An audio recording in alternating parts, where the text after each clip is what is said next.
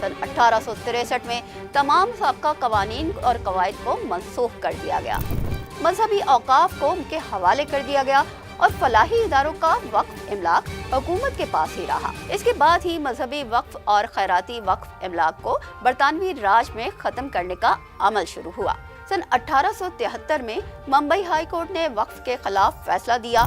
इस फैसले को सन 1894 में प्रीवी काउंसिल ने भी बरकरार रखा, लेकिन यही मामला जब कलकत्ता हाई कोर्ट में आया तो अदालत ने वक्फ के हक में फैसला दे दिया। अगरचे बेंच के दीगर अंग्रेज जजेस ने इसकी मुखालफत की, जिससे मुसलमानों में तशवीश की लहर पैदा हो गई। वक्फ के निज़ाम के तहत ही सर सैयद अहमद खान ने सन 1875 में वक्फ के ज़ेरे एहतमाम ऑल इंडिया एजुकेशनल कॉन्फ्रेंस कायम की थी।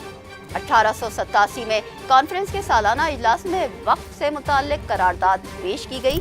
इसी तरह की करारदाद सन 1903 के इजलास में भी रखी गई थी। इसके बाद मुख्तलिफ रियासतों और सूबों में वक्फ बिल पेश किए गए, यानी मुसलमान वक्फ इमलाक के कानून से मुताल्लिक हमेशा हसास रहे हैं। सन 1910 में वजीर कानून की हैसियत से सर अली इमाम ने वक्फ के कानून से मुताल्लिक अपने साथियों से तबादला ख्याल किया। फिर कलकत्ता के मशहूर वकील बहादुर मौलवी मोहम्मद यूसुफ ने इंपीरियल काउंसिल में वक्फ बिल पेश किया। उस वक्त तक हिंदुस्तान में वक्फुल औलाद से मुताल्लिक कोई हतमी कानून साजी नहीं हुई थी। 2 मार्च सन 1911 को सर अली इमाम ने वक्फ बिल पेश किया।